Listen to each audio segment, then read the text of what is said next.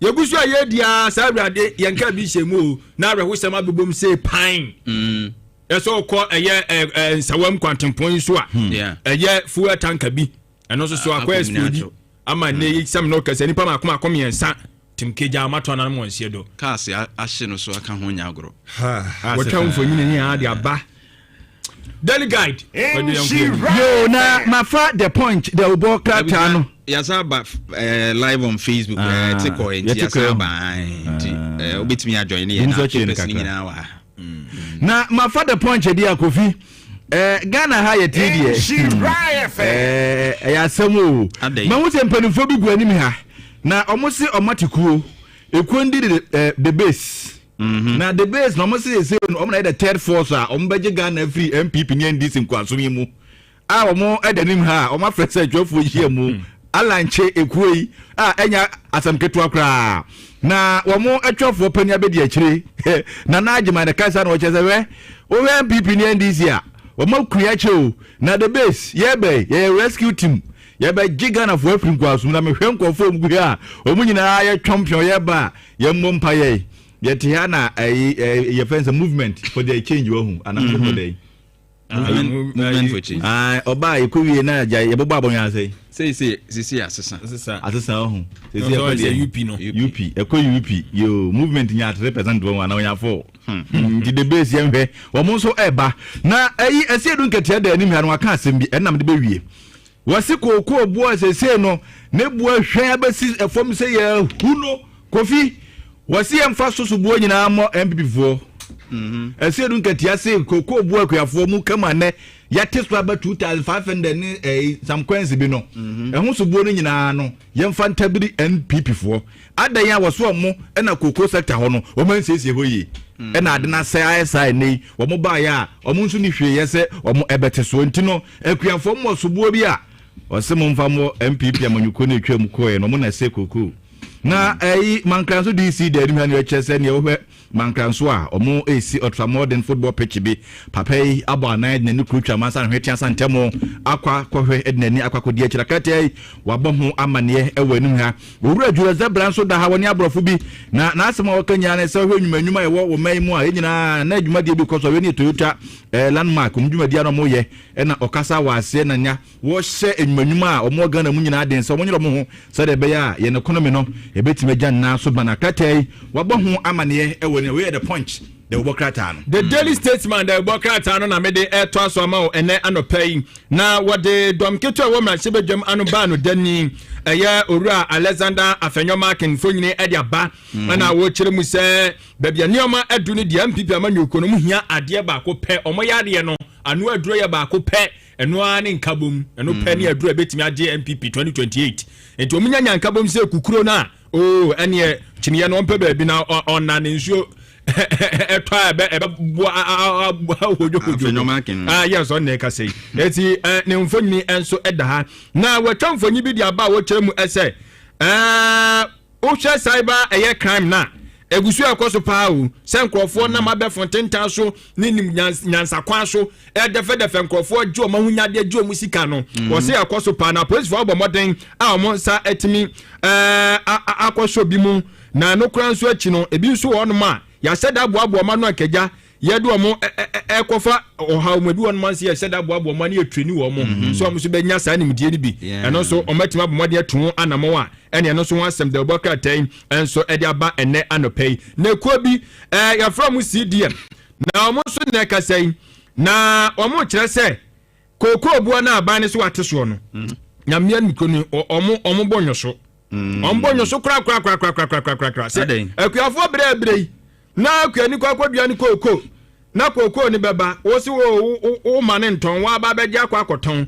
na wa beja kwaton so wie ebo ade be mane nye ebo dade wo ne mo ba ya ba betisi se hu wada no ho high sense na eye de pa eti wo mo kire se eye de mo nche ho asem de Obokrata enso ede aba ene anopei na eno achi no ene koko akuafo na eche so mo so wa no to mo so be kasa ankofu osuma wo mo na so mo ankasa nsu a ye nwusa ade na ha wo mo tie ne we wa se da twa koko akuafo bi omo koko ofuo mu omati koko na gu aboya omo e papai ene ochesi watwa abanya asem keto omo kire se aban no koko bua na wate so wanji chemu duonu nwotwe no womo dwene womo nte ase womo buafu omo nimbre di kura aba ne betimi dia yidi ama womo na hu mfonyini bi aba ayi ya kan za ato force na ya womo dina gina koko bi mo de koko ku ani bi atrase na ne kiri hu no omo fa paso edwure AI na yi na nsan tem kwa na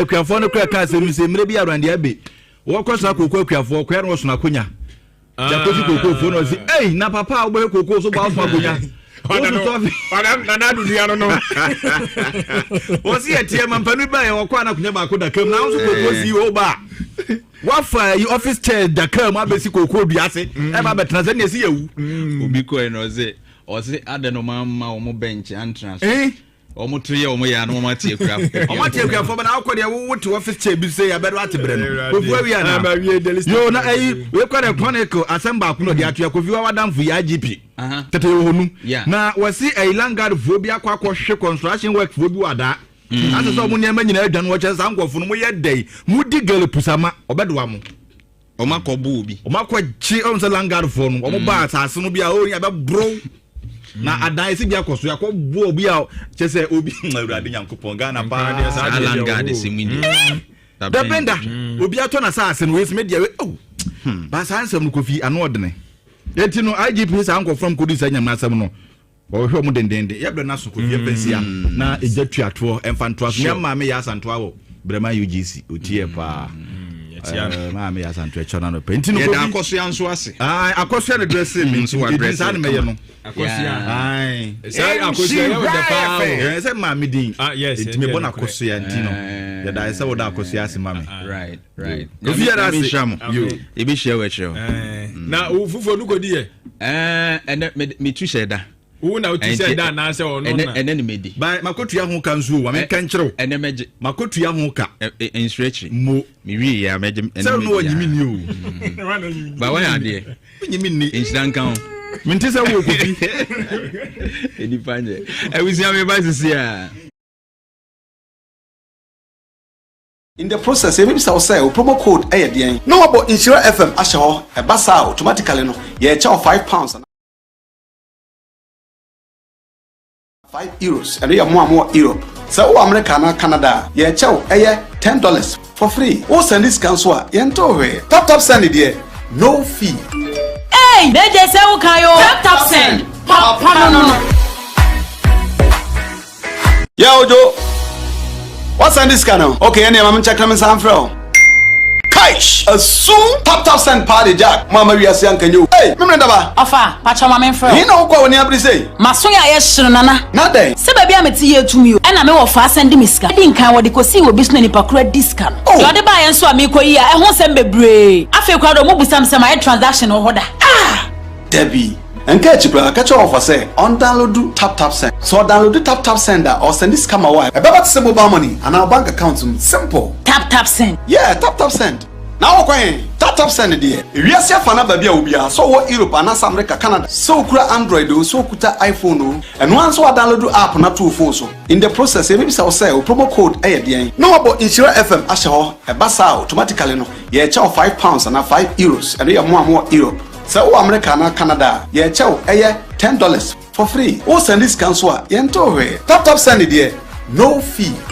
Hey, they just say okay, tap send. No. Yeah, Ojo. What's on this channel? Okay, any I'm check them some from. Kaish, soon tap send party jack. Mama we are saying can you? Hey, me ndaba. Afa, pacha mama mfro. He no kwa woni abri say. Masoya ye hye nana. Na den. Se baby ameti ye tumi o. E na me wo fa send me sika. Di nkan wo de kosi wo business ni pakura discount. Yo de ba ye nso ami koyi a e ho sem bebre. Afa kwa do mo busam sem my transaction o hoda. Debbie. Enke chibra catch off say on download tap send. So download tap sender or send this come away. About say mobile money and our bank account simple. Tap send. Yeah, tap send. Now okay, tap send there. If you see fana baby obia so what Europe and America Canada. So kura Android o so kuta iPhone and once we download app na two phones so. In the process maybe say promo code AYDN. No about Insure FM Ashaho a basa automatically no. Yeah, charge £5 and €5 and we are more Europe. So America and Canada, yeah, chow $10 for free. Who send this cancel? Yento top send there. No fee. Hey, they just say okay yo. Top send. Papa no. Yo Joe. What's on this channel? Okay, any mama check them some fro. Kaish. Soon top send party jack. Mama we are saying can you? Hey, me daba. Offer, patcha mama fro. In the process, maybe so say promo code no about Insure FM asho e basa automatically no. Yeah, chow 5. Yetiana. Fedi enim osronim. Akoko atenase. All right, in Sha 104.5. Ebra so say ye di Ghana hon komo na ye hwese wo man no betumi ayi na ye the 16th day in the month of February 2026. Na bra Facebook ye live on Facebook san say ye ba behwade na yetumi ehu enyina so a ye de betwe mpanimfo adwene esi no mabi so na etumi aboa ye asoman na arahosem a aba eye Burkina Faso Ghana fo adwadifo bi a wono mo ton tomatoes a wo mo kofa ba abribia wo Burkina Faso no awrehosem efiri ho aba na mu nkomo ene yebedi kakra unim se Ghana enso edua tomatoes ne kakra ene oba eye Asante Mantemu hanom ne ade a edua bi akoma dan na Francho offenso North District no ho no bu se wono mu edua bi kakra wo ho pa na uko atifido eye Pue Mantemu a Upper East region so a wonum so de no womu dua bi pa ne na vrongo no ne ba bi a to no irrigation dam no won ade no omusu edua bi eduru epebra omu de no kra de mostly se ye call dry season ni mu kakra wonum di tomatoes no hu dwuma pa wo ho September to December January ho no a eye yi no sabre no wonum so hyase se wonum edua bia ne ade na Volta region so kakra omonso dua bia ngoganom ne nasefo no omonso ye ne kakra wo ho buno east no mo bepie mu ahafo region omonso do tomatoes ne kakra na Ghana ne ye nyina chi ye de epiapia so kakra ye dodo no e de ye no ya homo anso ya kwankro hye se enso ye di enti free December edeko eye April si free afi fufuru mu afi dada mu ne ekwa afi fufuru mu a from December to April May no eya na because of say yensu ensuo ento kitikiti na wonu mu entumi enua free September de ba December nti free December to May no na entos no ho eye den ti ekoba ne say edwadifo no a wo mo kɔ Burkina any other countries no kofa bi edebreye no edoso particularly Burkina pa na omuta ewura ekope bi ba Nigeria fo nso do bi ni ade ba Burkina no ni om trade ni yekopa enya asem ketwa na arahusem esi kakra bra Facebook in Sha 104.5 say ye dwadifo beko na enkra no kire say ye kum wo mu terrorists wo mu atuate domfo yi akɔhye wura ma bepie won so abo omutuo ekun omu ama driver ni a wonsin free car mu a na enkra no kire se na opese wode ne ho teka ni mu kakra a wo lock ne ho wumu no wo matwa gya atum ahye wo ne car no bra Facebook behwade this is serious tomatoes ni nyina re chese ene areho but these were some of the happenings na ekoso before Saadi we esiye.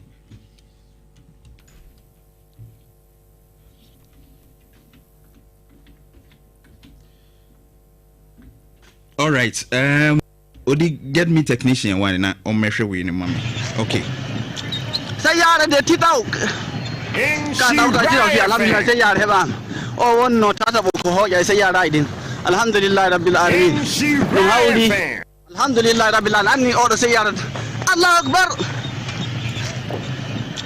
Say yara de titau. Kana ka jira fi alhamdulillah say yara heba. Oh one no tata ko ho ya say yara idin. Alhamdulillah rabbil alamin. Nuhauli. Alhamdulillah rabbil alamin. Order say yara. Allah akbar. Say yara de titau. Kana ka jira fi alhamdulillah say yara heba. Oh one no tata ko ho ya say yara idin. Alhamdulillah rabbil alamin. Nuhauli. Alhamdulillah rabbil alamin. Order say yara. Allah Akbar. Saya ada titau. Ka dauta jira fi alhamdulillah sai ya reba. O wonno tata boko hoja sai ya raidin. Alhamdulillah rabbil alamin. Num hawri. Into Facebook in 104.5 cars ni bia omo ahyehye na obi na omo so fa kwan no so a video bi de ato social media ye bi e kire wo no, and this is serious.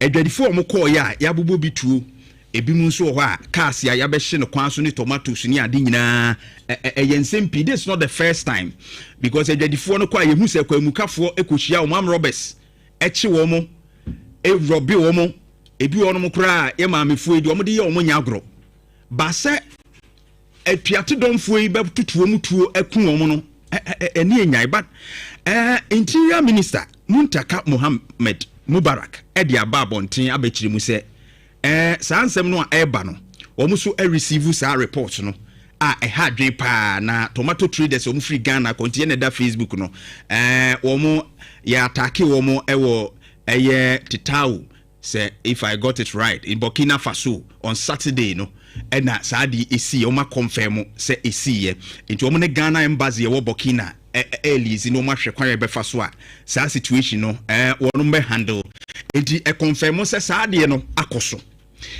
na me hwe ya na me dwen ho kakra try say me hwe Ghana yatena wa ma emfie bebre ye dwadifo yi eko no mo kopɛ tomatoes no mo de ba tomatoes hu adwadie espake ewo adwaman so a eko nanim enso o man yenya yadwen sɛ ye betiki advantage of it. Ghana ne yɛte ne sɛ ye tomatoes a ye hia se ye bedie Ghana temamufuo tomatoes zo ye hia se ye bedie no around 800,000 to 1.4 million metric tons. The World Bank estimating around 1.4 million metric tons. Share other sources around 800,000 a day. Na ye kuro mu ha no mebobɔ kyerɛ wo sɛ akoma dan no mo ne anloga no mo vota no mo ne upper east na vrungo tono irrigation hono ne ade ni nyinaa wo mo nso dodon kakran de mai nanso ye keka we nyinaa bomu a ne yenya just around 300,000 tons enso ye baabia na de tie ne sɛ se ye we nyinaa wie nso a na emu about 20 to 40% asa sɛ kwa ye dio by over 20 to 40% essay kwa post harvest losses yate tomatoes na wie no yate ni nyina wie no ye di ade be ka no senke ye betumi abo ho bra no na yetumi akora se ye process se ye di gu ho aye no kwan bi so a ensay ye no ye jai mani nyina essay this amount essay kwa etiekoba ne saa ebra epesi ni ade no ayenhye da nya tomatoes na gise adwadifo no boa yen no mo kɔ baabi foforo te se Burkina no ne ade ekofa bre yen ansa ne yetumi nya bi edi. In fact ye di tomatoes pa because apomden aso ye no hye ase ye so mo kyerɛkyerɛ na ehia se ye di vegetables bebre na yetumi aboa yen ese yetumi yi so wo hwɛ Ghana ha se wo che vegetables ayo wo bebre lettuce no mo green pepper no mo ho ahwan no mo keka ni nyina bomu a na uche mu nwotwe a emu miensa de ne ye di pa no eye tomatoes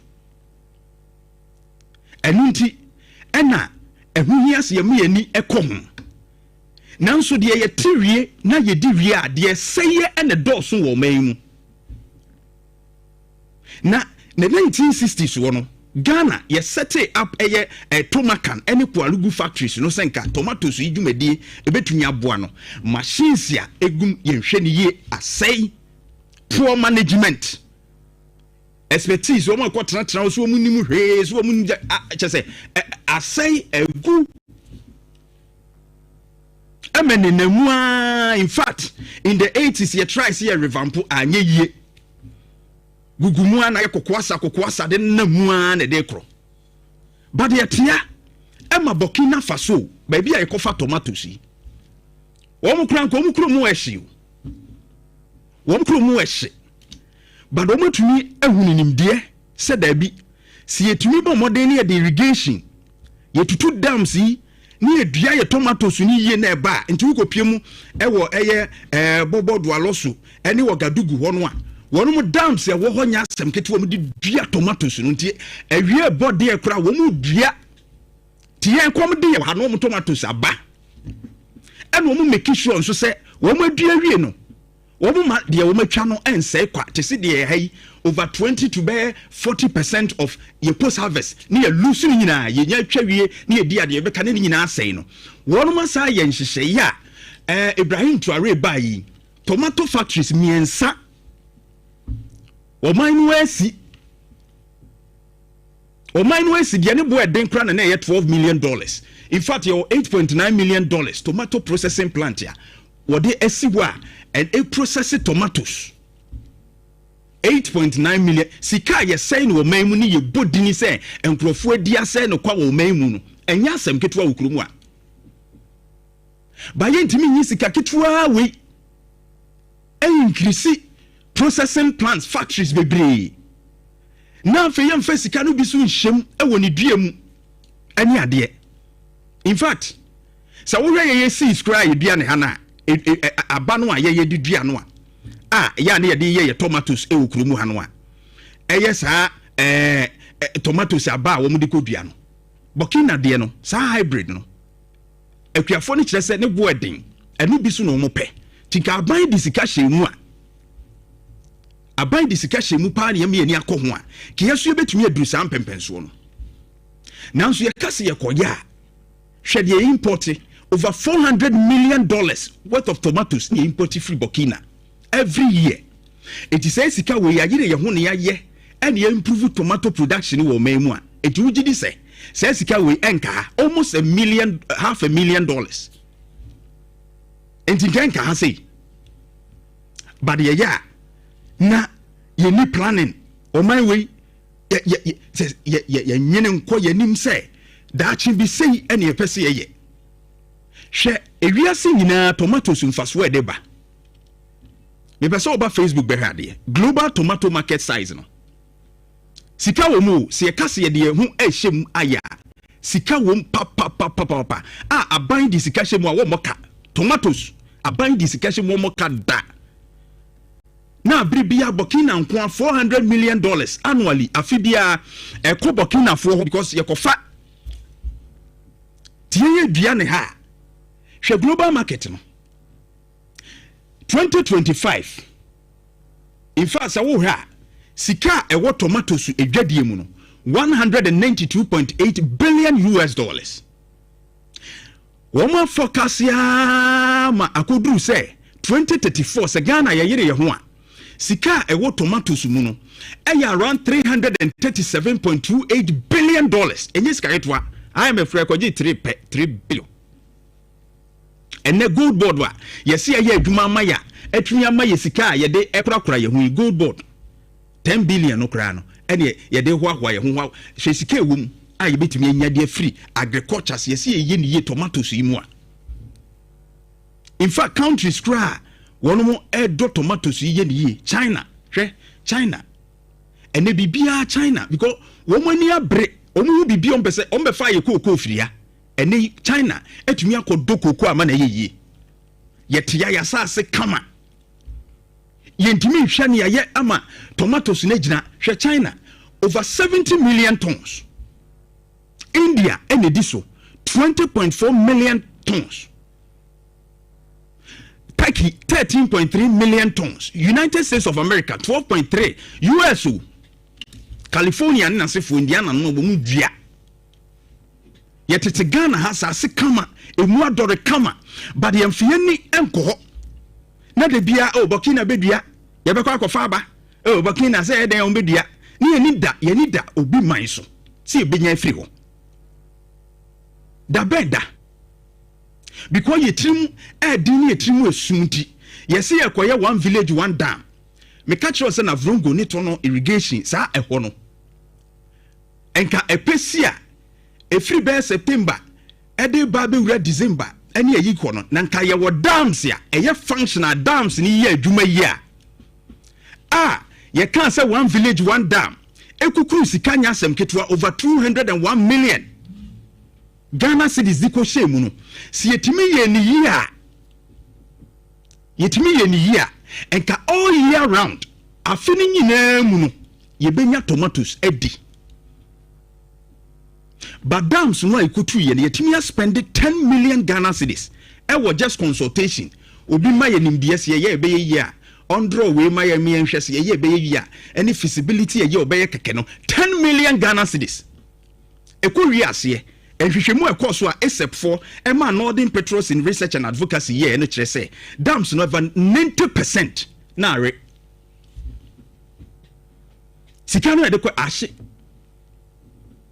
285 dams na no omo so omaye sa abre no omo ko ya research ko fa sa kwa omo ko fihweye no na na do dan ko akufuado 2017 they bomb launch ye beye 1 village 1 dam hwan ede ba no ebe wiase 285 dams anom so omaye no research ekoso by Northern Petros in Research and Advocacy except for kan omo wieye no na dam no 90% are dry obi age 10 million Ghana cedis so ye feasibility studies aye so waje consultation fee ankosi hwe san ye dia ye ho abesi sabre enti ye dams ye functional. That is what Burkina eye dams bebre enti omo wa hye epewom ewiane bo enso onya tomatoes ma wo koto bedi wo koto ebedi Jeff amekọ China be hete de China fo dua wo mo de wo mo wi a se be se enti no de egu apaso sei omo kura de omo twitwa ebu omo timi dry se enko waste no ma kan ni bi kama na esiwo yen 20 to 40% kakra no kura ya about 300,000 tons na ebi asase processing no enuma ko kakra bi eno ma be sha eno kura private companies bi eno mu yiye bi kakra kra eninamu pomoni nasefo de wo mo ayeye bi ha wo man ni nia ni suade hu si ye kru anim hwede China fo ne ye bra Facebook be hwade tomatoes nkoa no ma ye ne sa no ne egu ni nyina ye tomatoes we ye ba bi ba ko no we ye ba bi ba ko ye nyini nko ye nim chese ye nim de ye betumi aye beboa na onimnyamfo Erikopoku agric minister in 2025 April 14 one year the and that Facebook was we want to end the 4 billion Ghana cedis annual tomato import from Burkina Faso. Erikopoku ne da hono we want to end.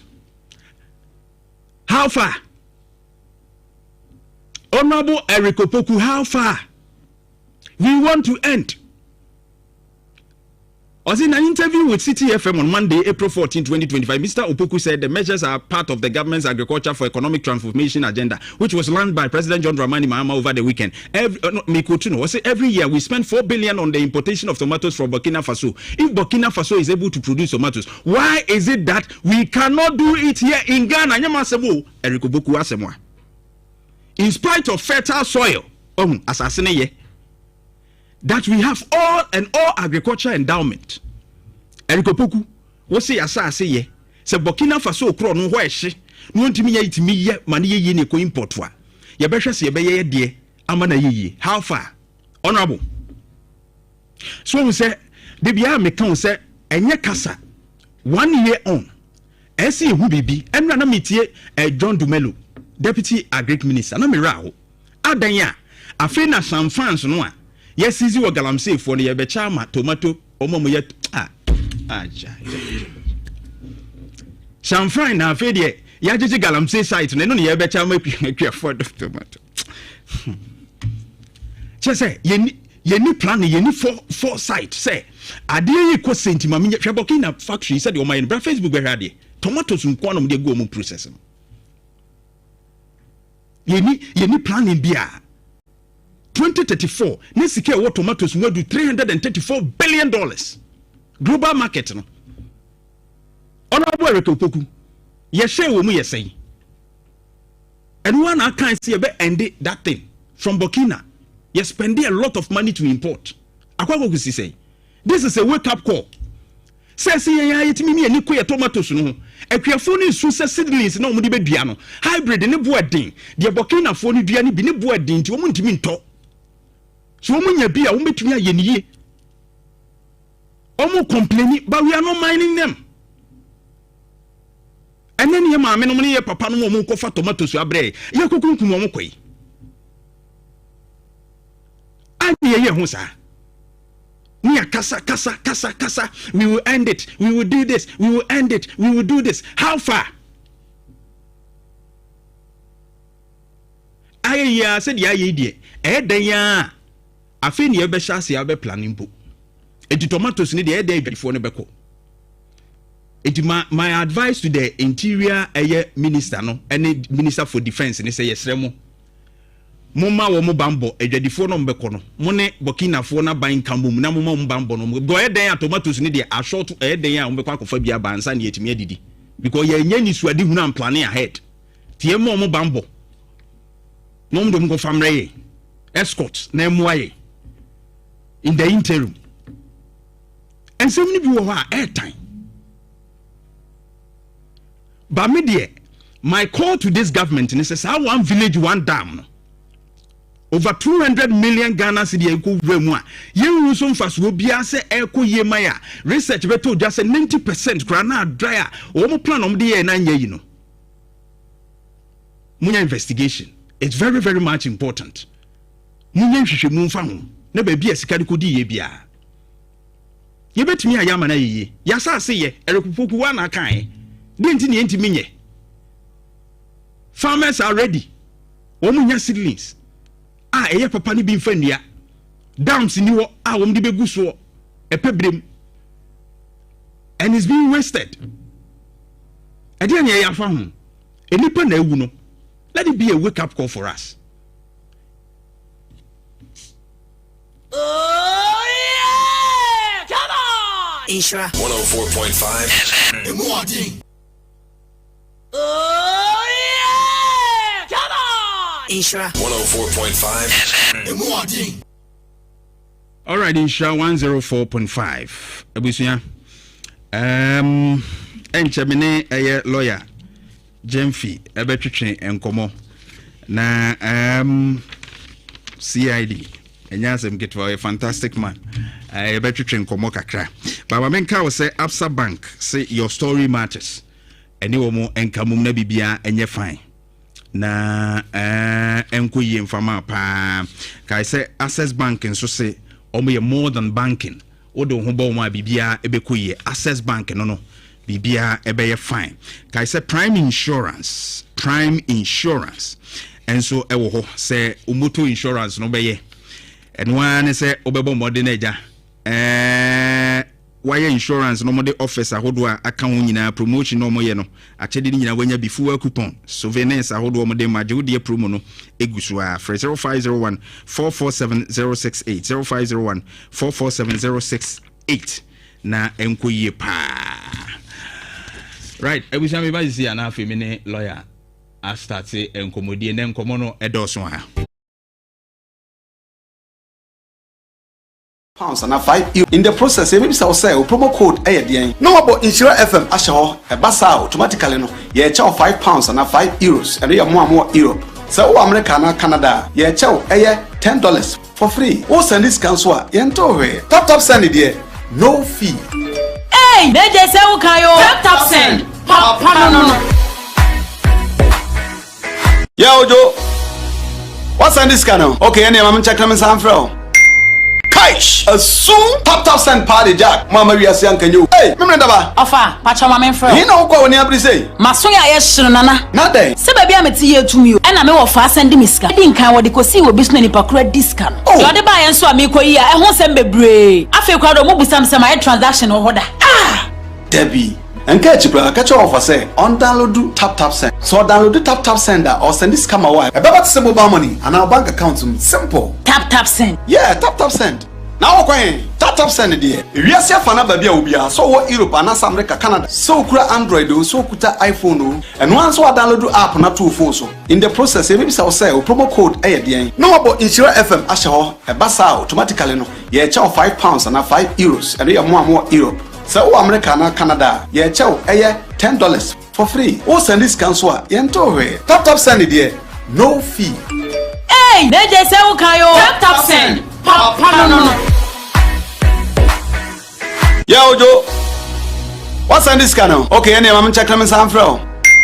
Kaish, a soon tap send party jack. Mama, we are saying, can you? Hey, remember that? Ofa, pacha mama friend. He know what you say. Masoya yes nana. Nothing. Se baby am tie to me. E na me wo fa send miska. Din kan wo de ko si wo bisno nipa kura discount. Yo de ba yen so am ko yi a e ho sem bebre. Afi kwa do mo busam sem my transaction ho da. Ah! Debbie. And catch you, catch offer say on download tap send. So download tap sender or send this come away. About simple money and our bank account simple. Tap send. Yeah, tap send. Now okay, tap send there. We are safe na babia obia so wo Europe and America Canada. So kura Android o so kuta iPhone o. And once we download app na to phone so. In the process, maybe say promo code dey. No about Insure FM asho e basa automatically no. Ye chow £5 and €5 and you more Europe. So America and Canada, ye chow $10 for free. O send this cancel yento we. Tap send there. No fee. Hey, they just say ukayo. Tap send. Papa no. Yeah, Ojo. What's on this channel? Okay, anyway, I'm checking my sound from. Kaish, a soon tap send party jack. Mama, we are saying, can you? Hey, remember that? Ofa, pacha mama friend. In the process, maybe say promo code dey. No about Insure FM asho e basa automatically no. Ye chow £5 and €5 and you more Europe. So America and Canada, ye chow $10 for free. O send this cancel yento we. Tap send there. No fee. Hey, they just say ukayo. Tap send. Papa no. Yeah, Ojo. What's on this channel? Okay, anyway, I'm checking my sound from.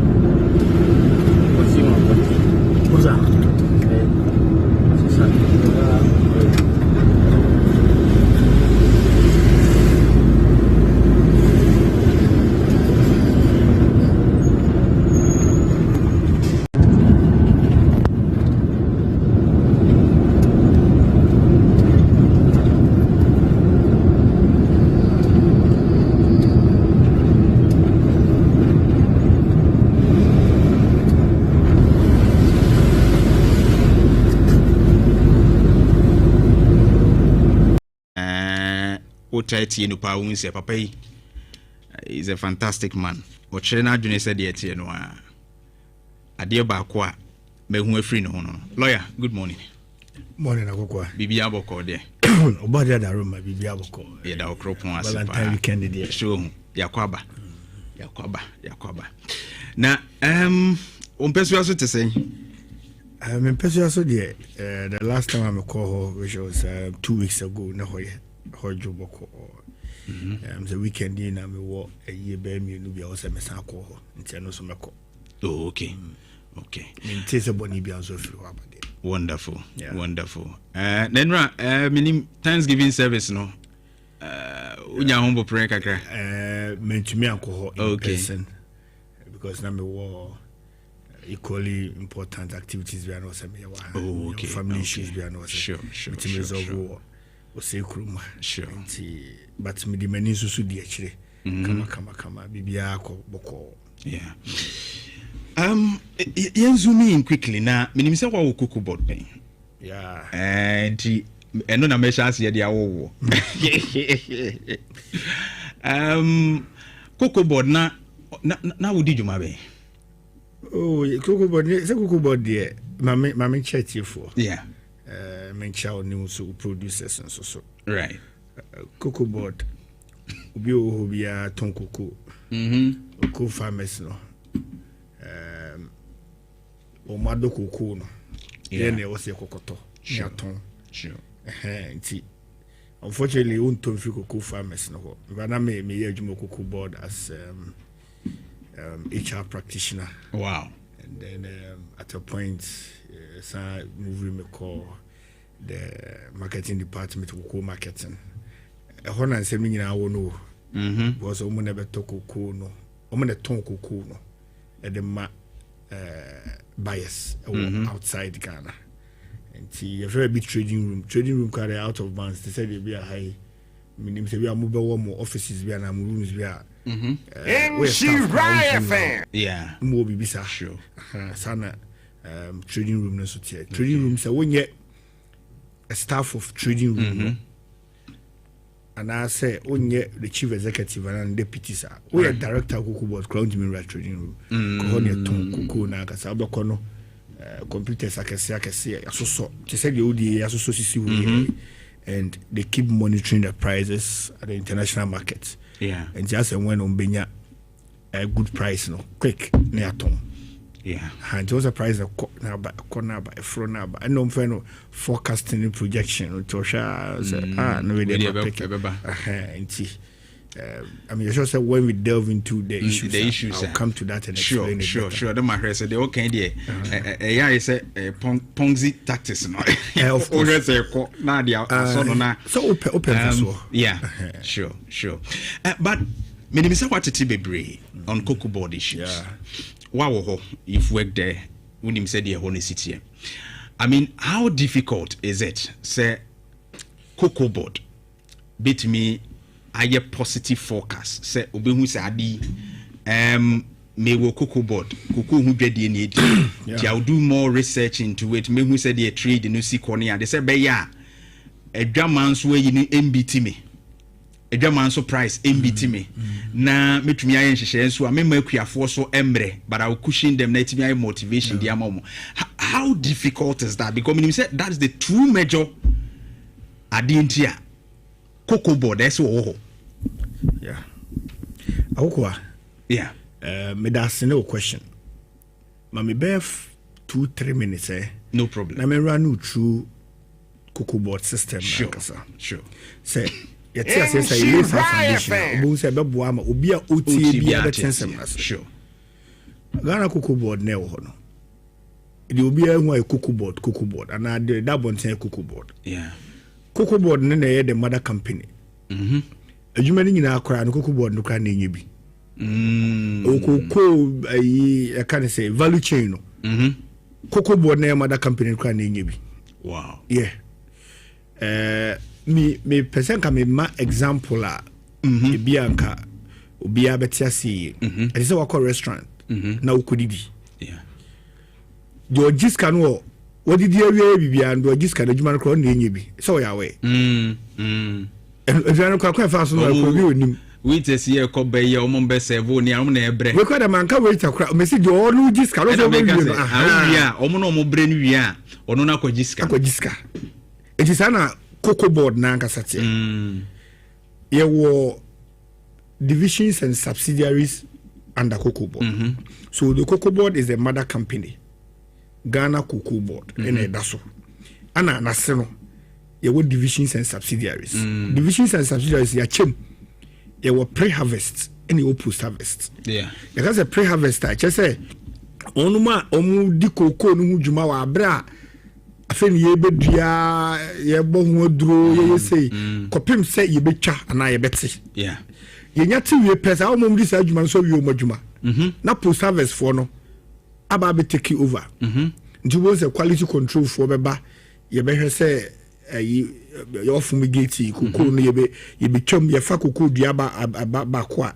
ya dry kwa be fa so dry no sebe ya obetite ntemu ye twa ye de wo se kan bi e fa ye de be ko cutting table e ba ko twa say cocoa bean no papa color wo mu ye dey moldy ye wey sa ne mani na so a processor e go through and sana almost certifier obi o yadwuma quality control bia ye obi we for the seed production division SPD ya bongo se bi o mo cast ne nam SPD for o mo na be supply cocoa bean no I can't say seed no ya kwa kodua enti o mo de ma wi a o mo na se kra ma enyini kakra ansana ya de ama cocoa akuafo no ana obi obeso odua cocoa bia se seed for ne ya ye wo chet cocoa health and extension division o mo na ye cocoa doctor for say obi yare akọ hospital no sa na cocoa no so yare a mobile hospital cocoa health and extension division chet for no to mo na beba be ne nam cocoa afunum ka se de bi tetentemo I was say a line cocoa bia na o se dua bordie ewom na amani shade kakra na yakasa ko yenye pruning yenye ayi kan say yetwitwa ho se de be ya enframa be fam ya udi o machi a ekop shoulder o machi o se wugina cocoa afuo mu a wugina anu se ya o so to ni straight a hu cocoa nu mu akusi ti se cocoa nu mu aye kusua se cocoa nu ndua ne ye se cocoa nu be bo emo ebe so doso enso doso omo ye adwuma na pae cocoa have an extension division cocoa adokota for no it say omo na e won panel man vitamins e man no vitamin A and vitamin Q nya de nyina omo na ye se adwuma no omo ye enough there because some of the farmers complain we o ha time omo de beba ne emu enhihye no yes so whether omo ye enough or not there because maybe kai say the last time I cocoa board somewhere in the 2020 or 2019 recruitment massive one edema omo a fa omo ye agric extension one no omo adwuma ankasa no nti well ain't me enough because of him o say ka cocoa farm bia nya extension officer ba ko abi obeboa no kra ebe ye beboa no cocoa na go ne nete ho ehwe se bia be ko ye okay because omo na be ko abesa beboa with the pollination say hand pollination no ye peke na da kwa kotare we ho na yakopama boso se be ya anti kutumi we hand pollination ya cocoa dua ba ko ubetime nya cocoa pot be 50 crown wow yes so we ni ya now this fertilizer and manure also gugusu ni na ya anti cocoa adwuma na nkasa de asa cocoa no be bo pa be ye no cocoa have an extension for no na solid so omo yam ye adwuma ni ya anbe and I'm saying a movie quality control company for no take over na quality control company for no certifier cocoa boto be free cocoa foam field ebebia bo se seal bi bo ho quality control officer o ye ho adwuma a wa certify say cocoa we dey a pass nti betimi aton amana ye ni seal bo ho eno na se bedru ne ehwe na wo na say a pass na mpass ya bo so ho achi ko ehwe seal na betimi trace ya ediaba wow and a well organized team they say we adwuma system ansa na omu ya cocoa marketing for take over enti cocoa marketing for na be kire say yenya buyer bi wo Netherlands yenya buyer bi wo Belgium also wo tonti no ye ton we e de amano okay na omo aton Into omo hwe good price na ya ton okay e dia ma buyer into all the time no sa office no sa trading room no me call kakra no ijuma kra no unya time kwa ni di exactly you always on the computer me say out of bounds so me call the marketing department an adjoining office to as a marketing omo na beton cocoa but the trading room you need special expertise we choose obi o economics mathematics and you man be brain exactly wow I look at just your science so do for training system no local workshops work training and answer na system no ti omo experts pa na me cry na me call marketing ya for man ko trading room straight ko so ko sua de no but you sua be 2 3 4 years wow who answer so in such a department who are Zulu officer you don't sack them you don't make changes arbitrarily okay it will affect you and then I won't so but eventually you get there because omo monitor trade part na who say ye ko ha na beboa ye ba ha na beboa it will no free wa for no be ba fe no so be ko training experience counts so we still have the problem experience counts okay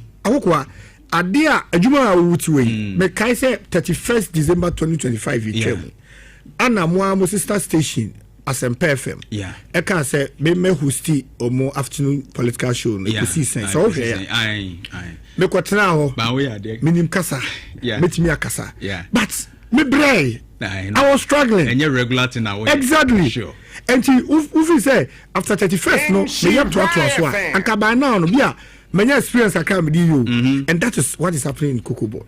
Wow.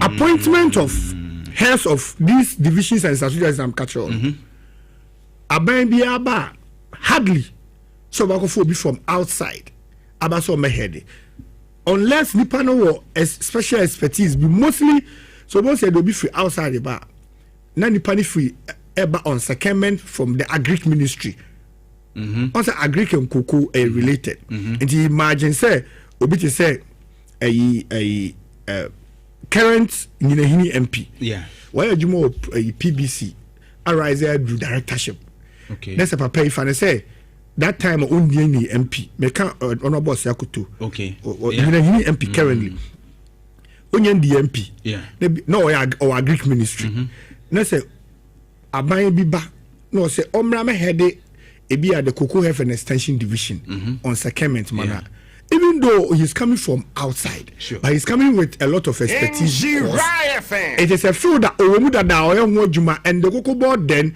was even under the agric ministry. I don't know if you get it until the supervisory ministry no agric into relationship no anything and you cannot enter and see why union for no most of the times we fight against it we can't union for because I'm be a senior staff secretary of Cocoa Board until now at least with workers and you can't now Oba a internal recruitment na to be who be a riser group be a manager level in the industry you man be 12-15 years the same job routine until also e be a current manager a director no or co pension until you promote the owner say e dey neba e man be take over because of institutional memory why are there no I'm not saying say I'm not saying say nipa ni the expertise good what mostly happens is say you a particular division na yenya obi wo ha it make across cross obi from a different division and the Cocoa Board neighbor you will pre any post it is all will be free seed production and then cocoa heifer and the same adjuma no more virtually it will you be what me the neighbor and how do you be free quality control so be who here be Cocoa Board so baba deputy chief executive agronomy and quality control you obviously have to pick someone from in fact yes also what can I say Cocoa Research Institute Craig it you work hard there so adwuma ne bro so na e bra anya bia ukwa Craig ubenya doctor of agronomy doctor of PhD for it's a adwuma ne dia na ope an expertise bia unya bi crowd bia you go to Craig you get them waterful wow yes also quite cocoa school busu cocoa college right doctors here work Craig no o me chira de wo Emma yanko for training so for human resource you have them in abundance. But where I'm interested by you said the experience wise and where be a nipa be ye omo efri ho ma afoforo bi but we need to train them again. The time on eko nyina na say affect trade no meboa. Exactly. Okay. So now this was what happened. Aban ne ba ya ne nyina ye ka say obi na born nyom say kacha no ma say no sunsun ye de asem beba. Ana wo ka say emfa wo. And now by affecting you and Tiamu after the 2024 election any mass dismissal ne proceed on leave corner there ne year Kenyano. Then yes be a Sabia Numbi like a can and near Tiatium. Akwa and you may see no. We saw it then. But Nipa Bini and Yajin. What me may take you over from a predecessor. Now a big institution like Cocoa Board. Obana directors e wo ho e take over directorship ni na o transfer obi me no ka say e bi kwa e the directors be 3-4 egu one room o munya adwuma bia o be kono mo kan graphic newspaper review you mu free baby anomo no yes newspaper review o kofo ye also kofo mo mba be they be a graphic and you are paying them. That's the sad aspect. Former cocoa marketing company CMC problem in now over managing director akomia on call pension on call retirement on retirement age sidelining the nakotena officer or can graphic but and this is a man why you man unim akomia de kwani say not over the research department of Cocoa Board. It's research for the forecasting, no, a number of tons we benya, the ebetimenya, ye forward sales, ye hedging, number 2 management nefo. Unfortunately for him, he became the CMC managing director. Akomia has been in the system. Engineers be MPB by near fine juma. One way a technical to a juma. Okay. Then he rose through the rank. The deputy, Fred Doku was employed under NDC, which we all know, not Fred, Forestry Commission. Yeah. Na Juma. The expertise are not here. Anna Dr. Puni then, I could find it in the Cocoa Board. Okay. When MPP took over in 2009, 2017, Yam Pamono. In fact, yes, I'm Fred Doku, I am deputy managing director of CMC. Right. Because of trading, the expertise are no, and he helped the government. Now, this government comes and says, "Oh, we MPP ni apamo." How is that even possible? It will cut and the Rambo style or ten office, and there may be green letter, and there will be 2 free in office. They make 2 new police. I mean, how? Wow! And to this man, Fred Doku is not even up to 50 years. He will still be in the system and gets paid till retire at 60. For not only you ne free was said I say you pamono untimi pa opamona obetu eska bebre enti ya entitled bibia woje oje na katu ya transfer no sort of and go for obi and na ba betina from outside. Wow. Now when dey hu say sa directors here na ye adwuma nyina ye yi omu nyina sinchen whatever is due them they will take them at the end of the month. Now, for the 20 directors, Cocoa Board also each chief executive singing everywhere, which only have 4 pair. Yeah. The main chief executive and 3 deputies. Who flew Omo market to your son, the directorship. And it's only directors 23 ho. Our own pamu almost system by redundant then you are paying them.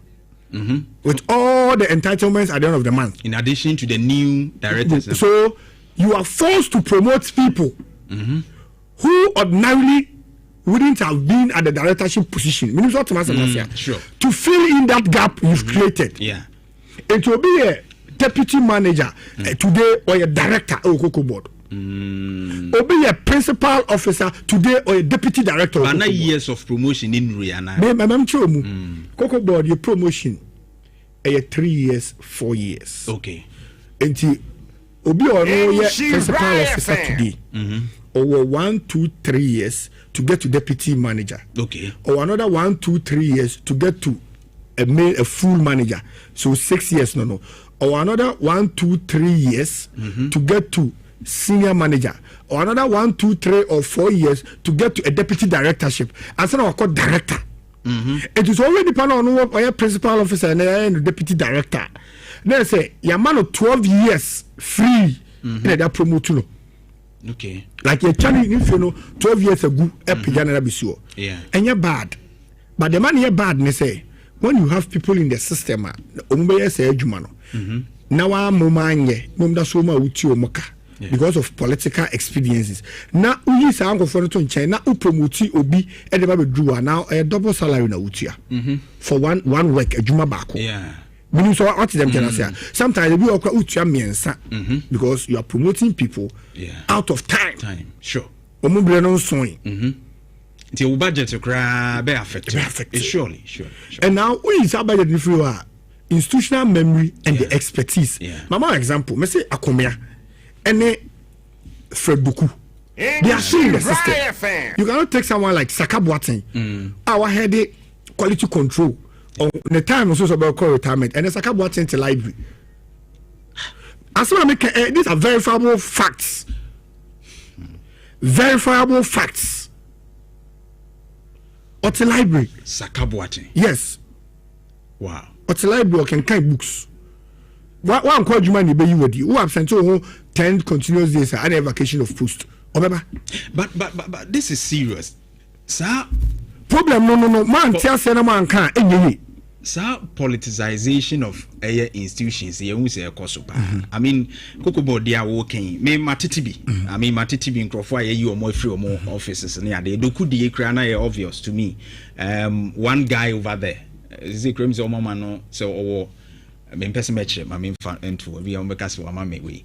And I heard those things. May I say, what you to say, I can go beyond what we chantro. As for Dokudi and the mate, the other ones are there can maybe other, you know, you can verify. Yeah, I want to. 18 I work as a mean interjective only because one I've heard one of them, and that is why I'm so quiet. But sad year kosunino. And yen nation, young institutions be a bar. Including even transportation yeje two boot yeje toilet yeje we nyina etimi ba meanwhile there are people who are doing it ayenim say we mu de come you good o metimi aye. It's not pertaining to NDC alone MPPAC ebia me bisa say kwan ben ye be fa so asade we no we can stop it especially is enye bibia ne betimi I know politics. Okay nye bibia ya hwe bedru time bi no ye health sector kwana ebeye basa ko sise akoko hospital a wan beti me do time bia doctor beti me hwe so we NDC ni me hwe ana MPP ni me hwe sani pesi drana koko farmers na ono o mu ni MPP ni NDC o why you koko awie why must your politics up there affect them because for the first time in the history of my cocoa sector, I buy a pencil, and the cocoa price arise here to level here. A BC that I will show you proof. That's about 11,000 to 12,000 to 13,000. Yeah, USD. A BC that. So how come you are making a reduction here? Because sadden ka kosoro no, o sanka cocoa farmers no energy. But say bafem. Nti no mo so teso. Enti wo mo de konti America competence and expertise no. Because at the point now na ekosoro no. E ho adwuma so obehwe no beton. A cocoa board. And the marketing company cocoa board. Yeah. Enti no mo ti dem no mo ye den. Me, I'm telling you. Industry no me free. But obviously I still have eyes and ears and nose in there. Yeah, sure. Cocoa marketing company, trading room, ill-informed management. Oh, sir. Yes. Nese, Oman cannot crunch and penny for. Me, me person ka so man kan ko but okay so there was a wrong projection. Okay, that is fair. My emphasis say no clear. There was a wrong projection. It said the mususu ni say yes, wrong anticipation. Okay, bia price no was through. Oh, penifo mo ntwen be sa akosoro kakra. No. Okay. That was the anticipation. Okay. BBC that it's here rise. Right. It's here started say airdrop no. One no some coco na. LBC is not no so muton. Ana omo kwa wrong projection so nyabotre. I didn't ever say ko. No. Ebesa ko. Yeah. Ana anko on the bar form. International markets yen buyers no almost all reps or my say the cocoa board as my research team field all the time. The buyers equally almost all research team almost on my more it is all the cocoa now or so hold the what or number of tonnage I will be for the year metric tons I'll be for the year in only one. It is all the better ones. He said this year we are expecting 1 million metric tons. Now we can't throw. So all kind of cross zone. Say all kind of credit. It is our forward a upfront payment. No near the no. We say we try to run. Miss one and our businessman or no or tongue cocoa. Onim. Enti said the nanka buying a cash and share or 2024 25 MPP kono almost say just omo beto na man on this cabbage to na yinya kuku na dia ma omo no almost nkrofo wo hanti omo hu ni say sa kuku no omo discover kra yinya quantity na omo pene ma omo nti na omo first can ma ye ana make omo nim omo so wo mu team na wana be yasa adwuma na woni team definitely enti wo ni team ni de beba. Now I have cocoa board, those projections. No, your man will can. What compare with who kind of who jumped on our kind of my Chapman, Ghana man. Say me kind message him. I say good morning, Akokwa. It is said when your car breaks down that everyone gets the privilege to teach you how to drive. Is that the case? Well, I say NDC for us omo car net munti. I say monso mo dia mo ye na chire ya. A car net da over 31 point something billion. What is that discussion? Men can say kuku hu how bebrebe because it's something that no one can run away from it. No man previous government precedents wo. A musu say no so no.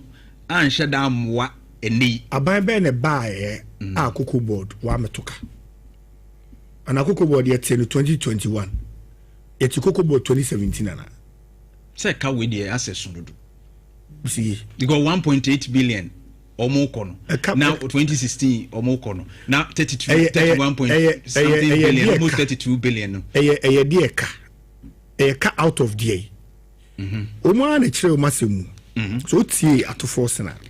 Say operational costs. And I will to your cuckoo. Sa Canada hono. Sika o se di to koko na. Question also mubisa o, dem so mubisa o.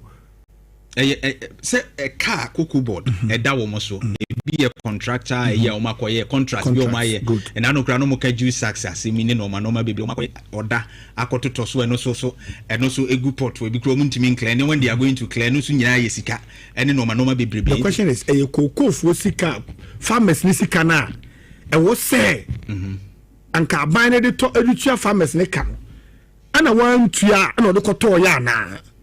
If the answer is no, then that argument shouldn't even start. No, they said that mukra mukoje besia kakra. Besia no ntua no kra nkoyie. Ena bags say mu provide ma international way for no traders no mo akọ kase mo be ma wo bia mo be ma 900 and something bags. Mo ye no 900,000. Mo ye no mo ja 300,000 we 330,000. And woman na sabe so far ya me ne kra ka 98,000. Tis hard dey na mo dey ba asem yi mo ani se dey mo dey a bit of education here will help. Cocoa season ye bia. This season ye wo mu yi.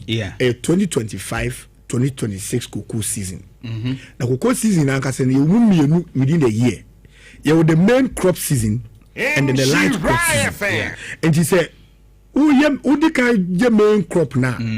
Na say abaya sisa obviously enye February mu we eti from March April we say the light crop no ebe start say eba so be the project so be 900 metric tons na waton na abaya sesa you should wait for the light crop season now so what and use that to sell KuroYiMuNsem gra me say also you see a square pegs in round holes but no nim do more yet and from maka say bias no omo reps o man mu ebi kwa wunnim wo mo almost your research and it's a who as Cocoa Board chief executive and I say an important person and the most important person in Ghana here a president once they will take it as the Holy Bible or the Holy Quran. I don't know if you get it. It is a Cocoa Board chief executive eko catch farmers and I will interview say me Cocoa Board chief executive na me interview so next season cocoa na ye be no ye be two papa skabeba okay farmers betie buyers betie now the president also goes to the western region no can the same thing say cocoa farmers mon come antom yam na price e de be ma mo kra de bi si da e bi twom e no price kese pa e de be si cocoa industry no apart from cocoa farmers and license buying companies e ton you were individuals bia o ma nga so etimi to cocoa ni free cocoa farmers no either say bia cocoa farmer ni pay loan bi ana ni ko twa ni ba school fees bi ana yo so anyway akokoa mi cocoa 10 bags ni ntije na ma miska wa ba enya mi season no etu bo so mo so be to bia gu ho ahode in an anticipation say cocoa price le be kosoro say the CEO naka say the president naka non so they change it will not be at a lower price it will turn you to one 200 bags of cocoa go at 2,500 cedis per bag let's say betum at the cost 4,000 calculate the difference and multiply it by 100 within a space of a month or two risk wonya chama for to cocoa loan at the cocoa no hoard and until strategically and advisable say cocoa prices are yenya announce ye obeka wasem see betum see yontum because unya beka pet then you are encouraging hoarding okay and jama photo cocoa ni gu ho a o mo twen say ye betum it's even at the light crop season time no anka this 1,000 can go for the cocoa corn what to gu ho e twen say October ubebie cocoa na what to price mu aton cocoa amount tisa press release ne sa no e be by any price kasa no ayi na board was ofecho you talk too much and also count aduma na the amount sit down and work and stop talking and stop the blame games example na mama me say we a businessman unton hode now say you are in business to make profit na dollar run e bit me to e dey for say dollar no cost ra me you are in business to make profit say na kuku no so abeg cost ra nti an cost ra na utiate enti international buyers no so omo mani wa ha go for o ma ho di cocoa no mo famba oh sir any yes we are train okay enti say cocoa no short to international marketer demand and supply demand and supply asem ne kan yo wo me economics ni demand and supply ye pele do no na ekosoro enti afem mu sa mo say mo bebre crab system na ma hode ye be na pa na samaba enti bra mo kan so be review prices no na e ba bontin no mo dey press release by abusuan na dey ato Facebook no say omo disregard ni ade I mean some information nyina be bye now there was an earlier release signed by the deputy chief executive FNA okay this one that one yes that's 8th April 2025 could you actually sign that document no what I say and it's a wo be yes how do we now we are utuni and until ma for the first time in the history of Ghana ubusa cocoa farmer bia say ebrebe and e bie cocoa season announce price obaka so October My mention week across following the recent announcement of producer price increase in Cote d'Ivoire, management of Cocoa Board has decided to maintain Ghana's current producer price. This decision comes after careful consideration of the operational and financial implications for the cocoa industry. Management will, however, consider the review of producer price, fees and margins for stakeholders for 2025-2026 cocoa season. Next, I don't know, I said not forecast. You wish I didn't know Bibi Bebao. Anna, so you say woman call for reason to be thinking around. See, be a beco from a beco. Good. And I be Anna yet now my mu. A costro. Cocoa price bien wa. I call from that. Yeah. Until say buy we so BC question number 1. I buy a buyer yat cocoa yateso. Yeah. No I can this ya buy. BC that. A bonus question as student be abicha. 2 or 4 squad no abuano. Lawyer. Clement Opoku Jemfi, CID, now the nutrition common na. Lawyer, quickly, why MC pen, DC pen, Amansia South? When him say Galamsey was a side, Amansi area, none near Amansia Central, the Abba, receipt near their way issue. Say receipt in way issue be that. Debbie. Sir, now Uncle for no more be around no now own baby. Me, why I was say.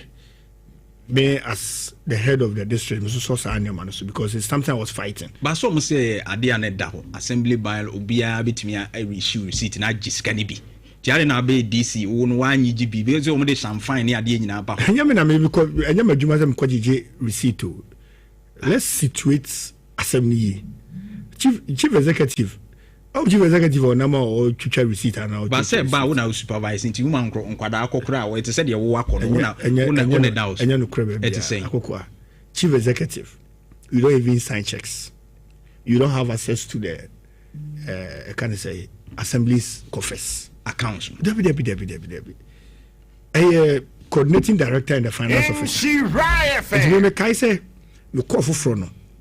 You call public accounts committee back.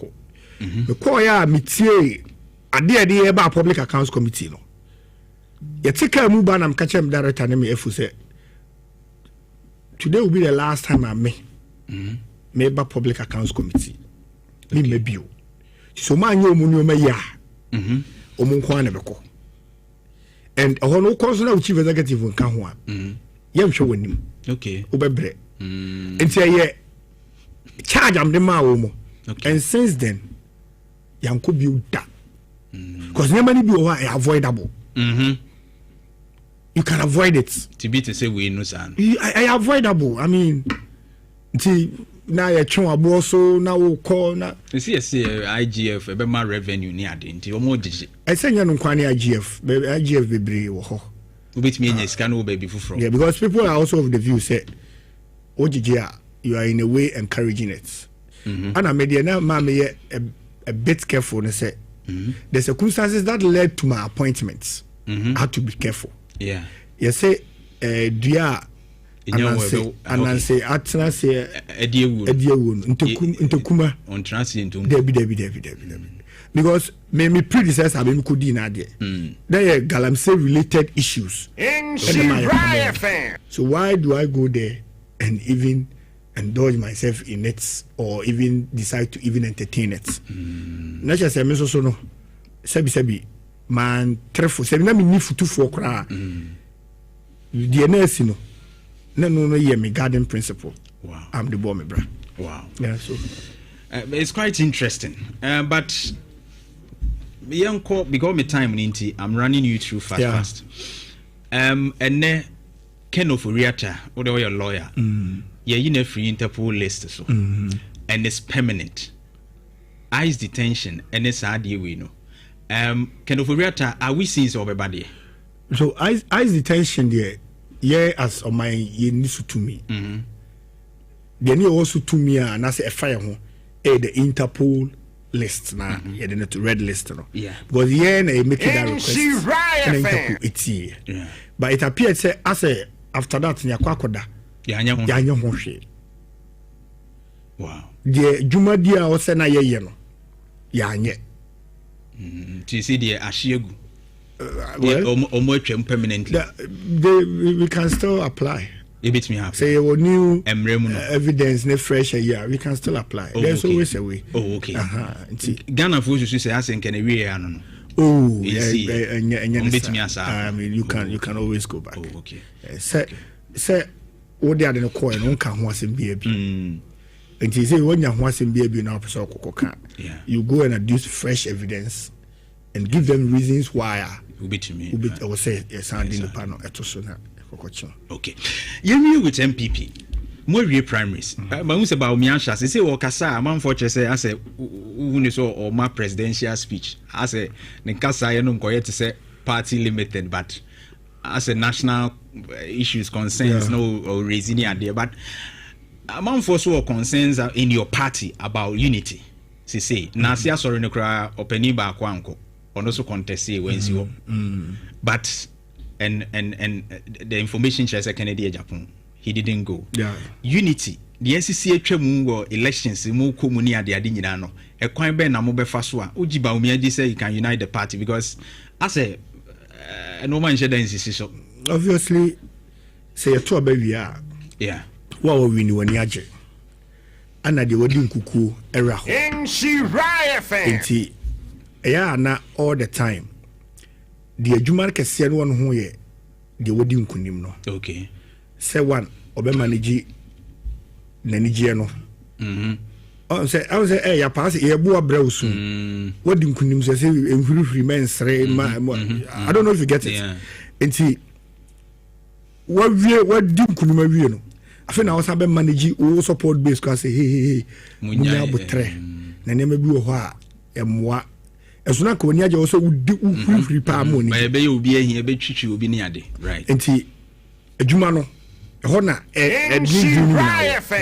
now nipa 5 na contest here baku ne din kunim and 9 antimi kunim yeah Dr. Baumia ayade etumi adraw me nsane nyina aba akaba akwa they ka say wa ma Thanksgiving service which Wednesday ho yeah one you nim because on Dr. Baumia din komo okay excellent reason tia bia wantumi ama na ontumi ba obi kwa so ya usori yare I'm not saying he said no yare but a beer na no do no say ontumi ma right say ontumi for sure and I'm sure Dr. Baumia as experienced as he is Dr. Baumia running mates 4 times 4 no ya 2 ya ma power minu ya ba power amane vice president so when it comes to mediation and sane mane there I'm sure you're top notch.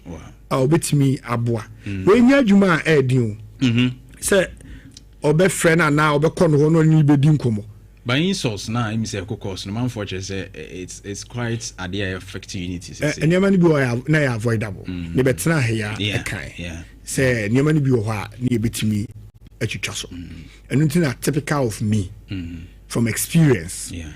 Uhun wo be bia say ye ko presidential primaries na metrum suppose me dia kokko achi na ma betina radio so kasama no ana say me be yesi senka ye kasa no nko ana mbe kasa ama na nkanye but bia na out of excitement and now say out of youthful exuberance esi dawo because sanya ma yakosu you know yeah 2008 ani e campus na ye test corner ye bio after that we say na we ade pa for so bia ma so amayo because it's yentem keke now we who near because of internal contest who near high and watchum then you see an NDC person you talk to the person sure how enye papa because of internal contest there I know she because you no be no wo nto on nim nto me onimu how ni ade and can say better bontin but ba ka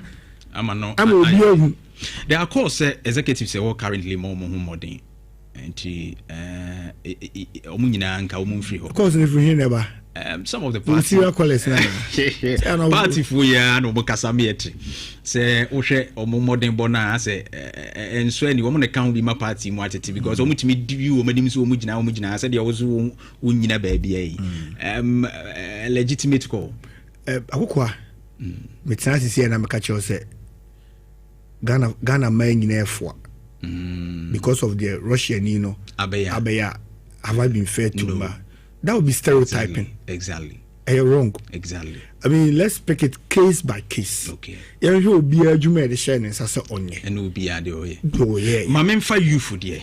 First. Info analytics, global info analytics. At the research about said when you look at the youth base, no, NDC were far ahead of more. Oma capture youth, and they are still winning the youth to their side. It means that as a youth, no, youth wing. From the National Youth Organizer to all the other winners, as a constituency level, as a more weak, what is happening? Mean to mean can't me findings. Okay. Okay. And so we be a share them man. See, you already know so I'm no trouble. Make me a can man be. My secret, but never be a make me a can. You are mean to mean can't. If I tell me, every Emma conversation in your word, but me the above me. Because a MMA party, no army general goes to war and puts his strategies out there. Right. I am an army general. I'll give you the benefit of the doubt. Yes. Now, clear. Me info analytics. Me follow the power. So ordinary research findings bar. Do one I don't need the percentage say. Me ana no hear me. Me ana yeah, a percentage no buy and hear me. Sure. Until last week, me share mabunu bi wo Lego na me ka chiro mo. Me ya analysis chiro mo. So no muto no mo hemiti. Yeah. Chiro mo say even our party support base. So ohwe yen album. Musa na nkwana yes research. Ohwe yen album na yeah, the two presidential ayina. Anka wasenka youth no and your door soon no. Isa. Because going by the last population and housing census, Ghana mebunu na doso. She said, "Wo delegate album mebunu no so dia." Let's go lose. Let's our party no as a future. Yes. And there should be conscious effort say bitimi de mebunu bebre ebe wura yen system. Okay. Because there's a pennyfo no e fade out. There should be mabuna e take it over. Me always say if Danny a test con ejuma. Na me say e me be du krama. Yes we be say we a party penny we depose we wa ha. Ni enim sa de no. But pennyfo bi so de na we mu a. Omso twi ye di o machi. E ma a role to play a ene. Mete ha. Say me di juma say party ba.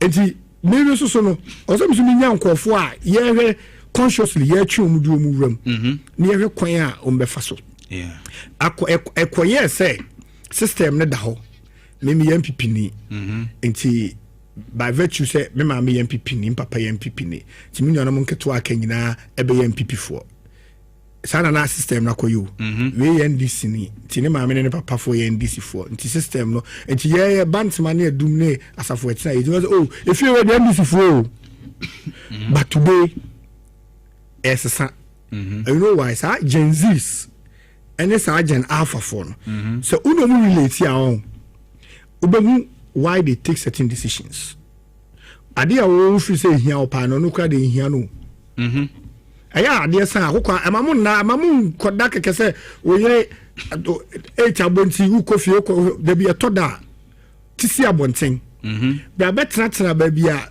mrante ne maba wa ne tena no agi o mani ne tena ho ra club ra paps to koku ba ku bi nom to Guinness bi nom ne tie de omoka ese tontonte ye no musane ye dey ne e fa adwene at that moment no ankofo enya omu 11 bi bo no ehona na wuzo omu kansem na wutie na uti o ma say why they are taking certain decisions it is a movie away from the traditional MPP for ama ababa yes give me a reason to support you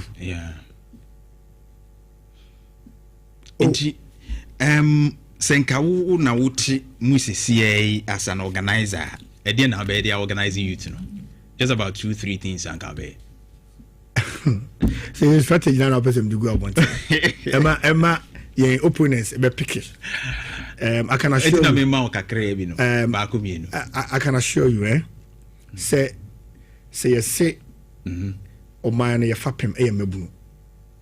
There's a party fapim, and in the future, the Dutch mebuna. There should be every conscious effort to integrate mebunu into the system. Okay. Obi take university ha. Bako school there 3 years. Test concurrent. Like until being that. They what to cross in baby meetings. Yeah. We have to rebrand. Okay. Tescon. Right. Make it more visible. Okay. Make it attractive. Say be obia or no ko the class be optometry student, medical student. It was a time we or some Tescon meeting. Mami for 1 hour and ko fast and famra. Yeah. Na onte system no ase. Yam bo hu dawru. Say it me a statistics are base no. Na Tescon for no a university for no say sanyo manase ba. O school no we kra or party no dada. What say system na say. Sure.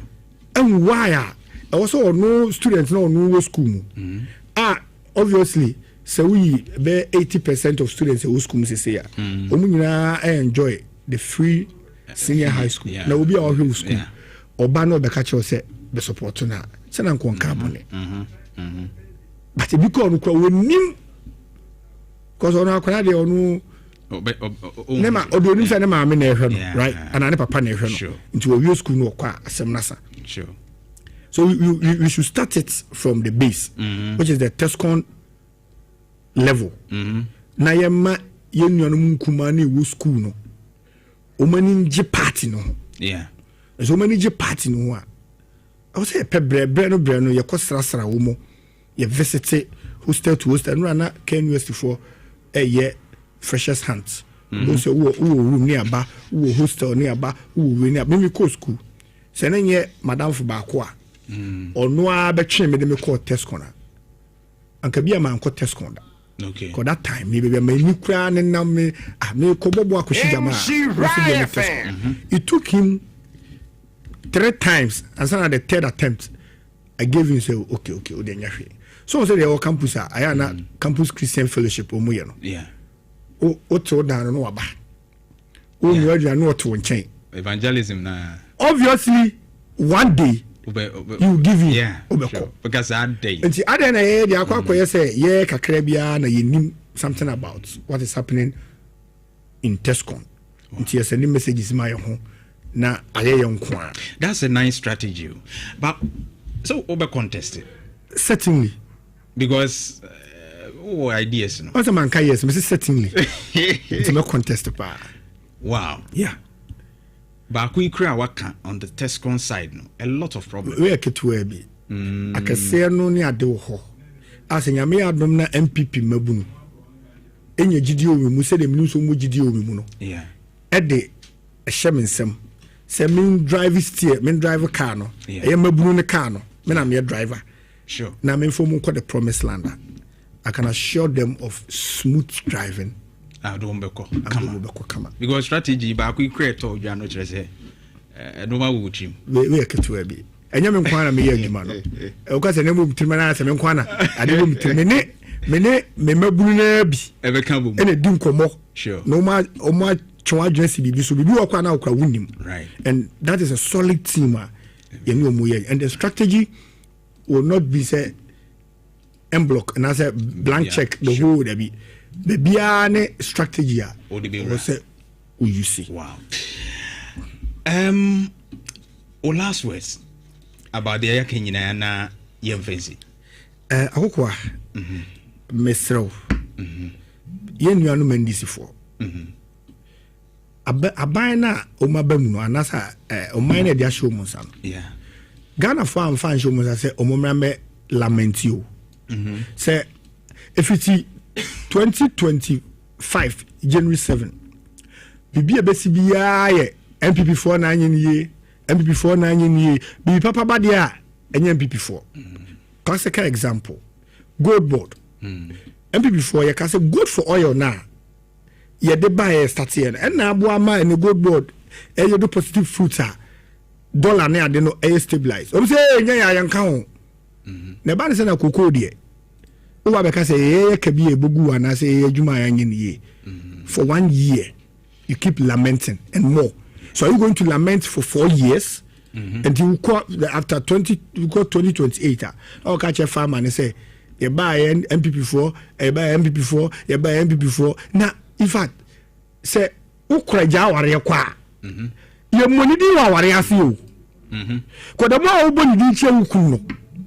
No Kuno cry, Kai Ukrano. It's Yakrana, Obudomuko, so I'm say because after all, we are always in the system. Omubo MPP4, right? Yeah. Posterity will judge us right. Thank you. Lawyer Clement Opoku Jemfi, CID, former DC, Amansia South, and of course NPP, National Youth Organizer, hopeful. Lawyer Kasa, say, unimnia woke nyina so me feeling up Anglo Gold Ashanti near Chene say Anglo Gold say edua premine no obi di omudin nam so mo fanipa no krabia enim enti no unua me ntwa why enti upe ho nsem ka bia na adwuma ho nsem wo Anglo Gold abekọ www.anglogoldashanti.com/company/careers and abe 0302-743-400 na wonomo ebeje so pa amano no rural bank plc say loans ni nyina bra wo ho na wonom bema bi VVIP bus terminal emrum esreso abuakwa tafo bibiani na asafo market de VVIP bus terminal no ho an hwe ni mu and abehu wo head office no na bibia atumi akoyie pa abusia de obesia medin de Barima Kofi Dawson utimi frame akokoa mene lawyer